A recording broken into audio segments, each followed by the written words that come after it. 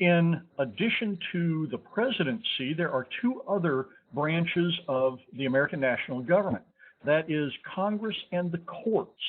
And so let's look at both of these in the Gilded Age and see what they did to contribute to governing the United States. The picture you see before you here is the court in 1890, taken by the trend-setting photographer Nicholas Saroni. Of no particular note, I mean, there's no reason for me to tell you that except that I think it's a really interesting photograph. You've seen this slide before. We've already talked about the money supply and the gold standard, at least a little bit. In this lecture, we want to talk about creating a national market. Again, that's the court system taking the lead, tariffs and pensions, which will be Congress taking the lead, and civil service reform, which was a popular measure that both Congress and the presidency contributed to significantly. The Supreme Court took the initiative in creating the legal structure that allowed the United States to break away from the older structure of state by state and region by region dominance to a national coming together of regions and states. And this has to do primarily with creating a nationwide market. You might say that unification of a nation and that sense of nationhood comes from economic exchange. We saw that in Germany in the 1860s and 70s. We see that in the United States in the 1880s and 1890s and into the 1900s. The Supreme Court, in many of its cases, tended to strike down state laws that interfered or overly regulated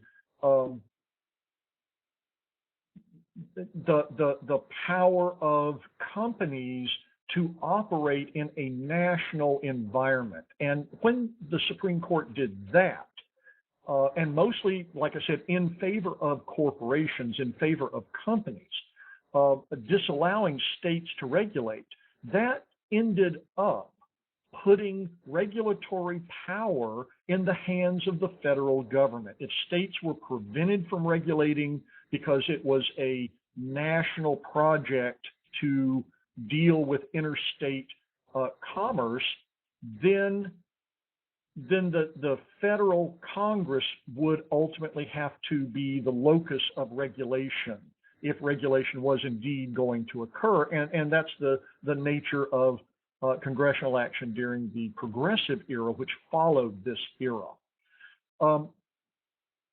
A court, the California court, and ultimately the Supreme Court of the United States made it much easier for corporations to exist. In the 1886 case of Santa Clara County versus Southern Pacific Railroad, this case allowed corporations to be ruled natural persons under the 14th Amendment. And the results of this was that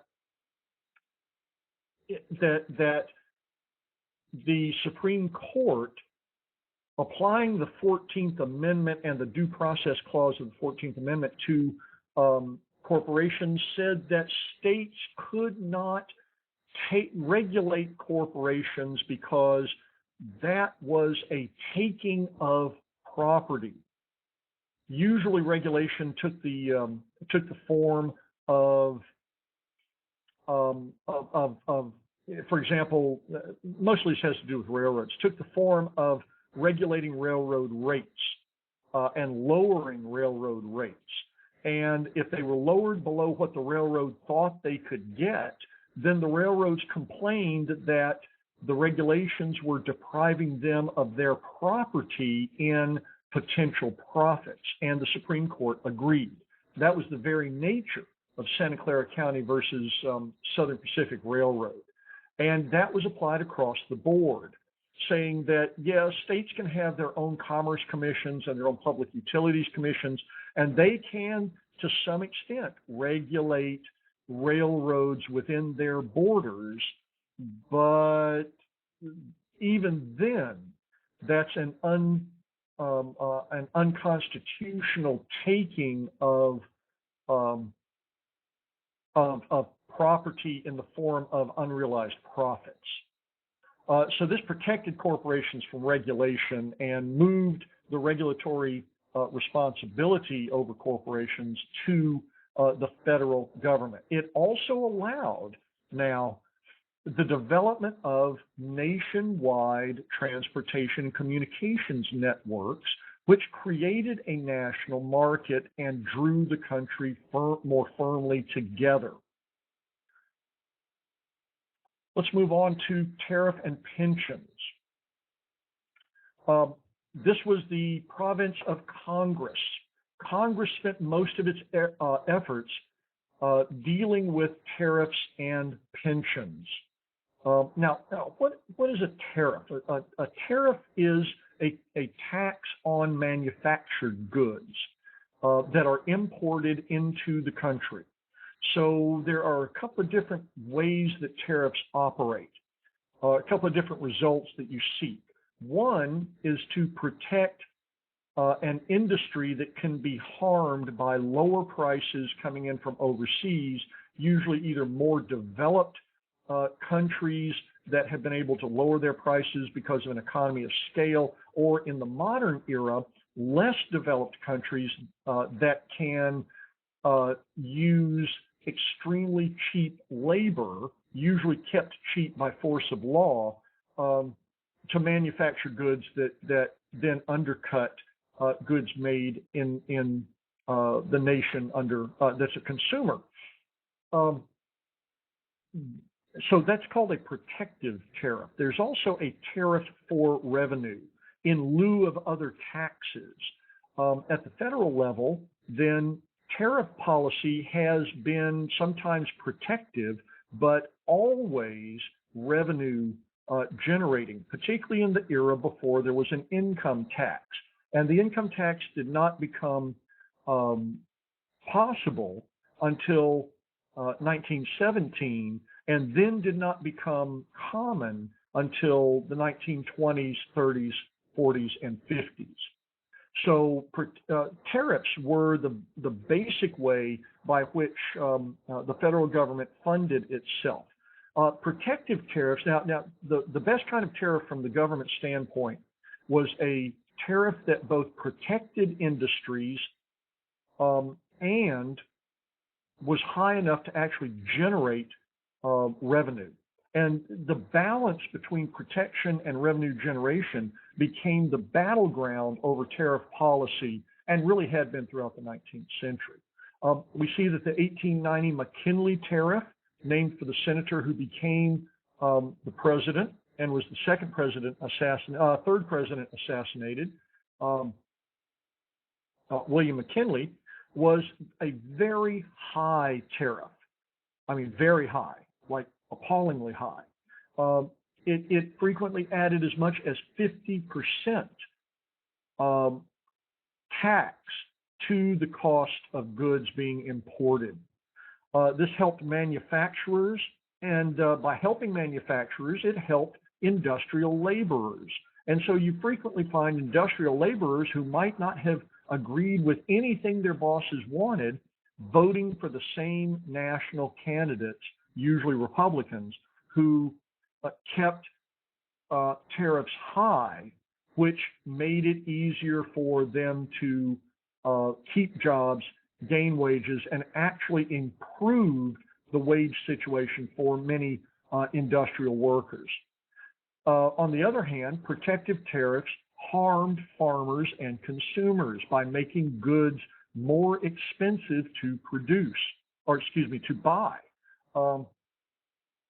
And so the South and the West tended to resent tariffs, and one of the big divisions between the Democrats and the Republicans into the 20th century was whether the tariff should be high and protective or whether it should be low to benefit consumers.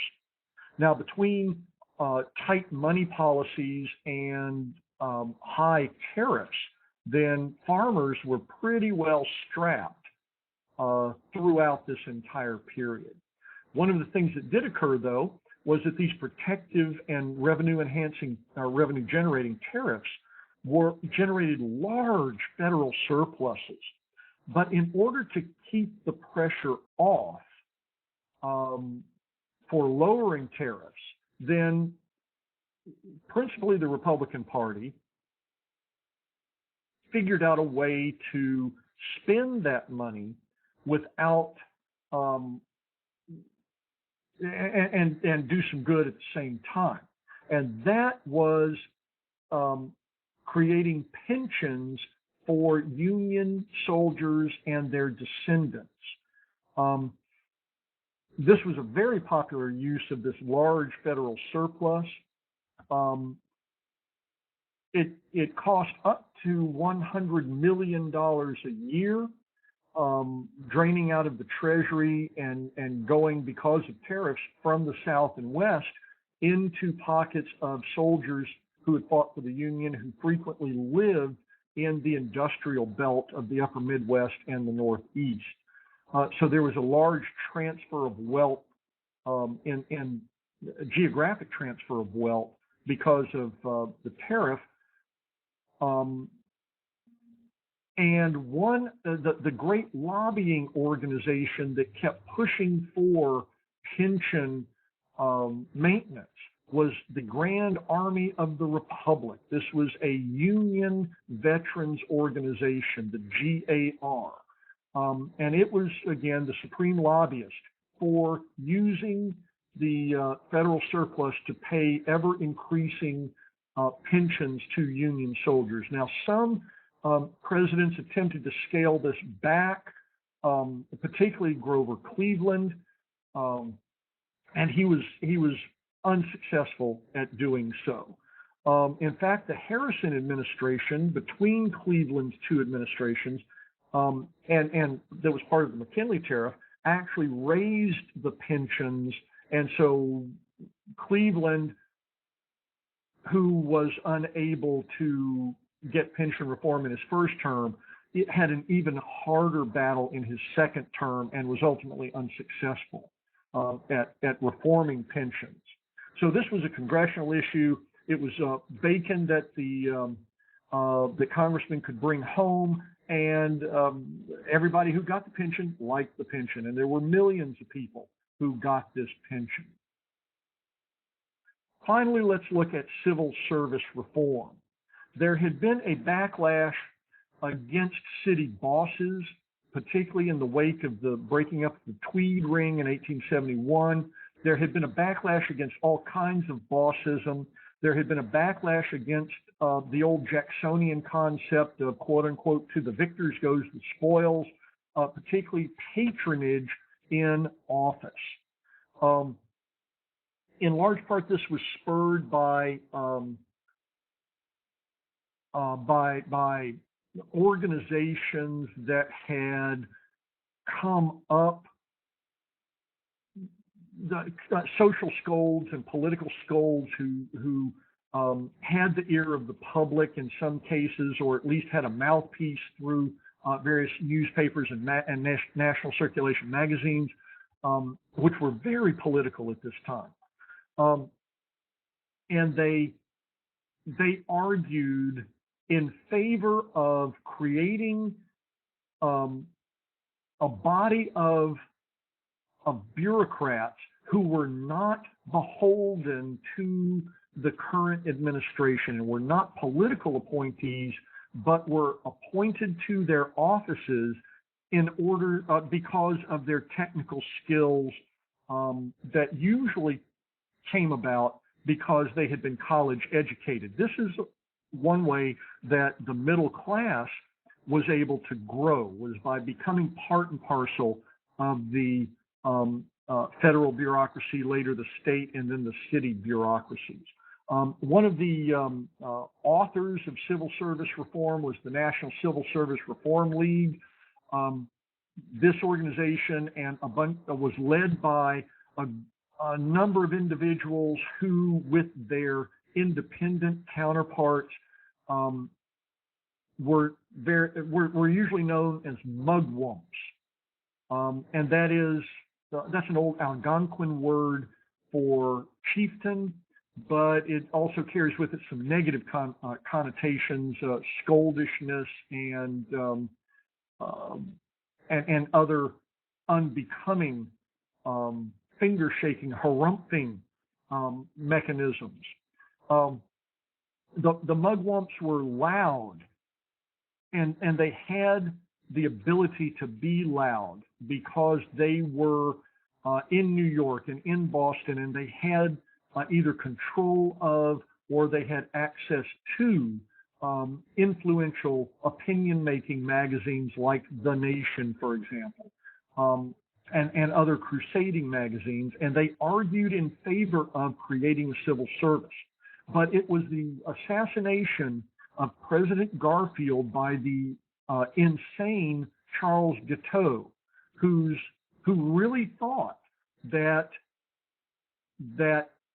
Guiteau's not being appointed to an office he sought from Garfield was a national cause célèbre, and that by assassinating Garfield, he would become a national hero. The guy was nuts. So in this picture you can see here a rendering of the moment in which Guiteau is shooting Garfield, who was really pretty well beloved. People liked Garfield. He didn't last long enough to be a good president, but he was on his way to being at least a respectable president. And cut down, shot in the back, and the description of his medical treatment is so horrifying that I will not reproduce it here. There's a fairly new book out, popular book. It was just being read on NPR Radio Reader about this assassination, and Garfield really suffered. He suffered for weeks and weeks and weeks, in large part because of the medical treatment that he received, but eventually he succumbed to this bullet. And Guiteau was hanged, and still kind of not believing that he would ever be hanged, and he wouldn't be released from jail with everybody bowing down before him as the great savior of the Constitution. He was just nuts. Anyway, this horrifying act of pointless assassination, really, I mean, for no reason at all, except a personal act that was planned out well in advance, then led to the passage in Congress of what's called the Pendleton Act of 1883. Now, the Pendleton Act rationalized federal recruitment. It created the Civil Service Commission, and for upper-level civil service jobs, it required examinations. This reduced the number of jobs that were subject to patronage appointment, so that by 1897, 1/2 of all federal jobs came under civil service, and eventually, because of the Pendleton Act, the professional civil service was created. So we've looked now at the influence of the courts on creating a national market. We've looked at the influence of Congress in creating a tariff and pension system, and now we've looked at the creation of civil service reform that, though imperfect and taking a long time to reach fruition, has rationalized government service, at least in the bureaus. So thank you very much, and this concludes this lecture.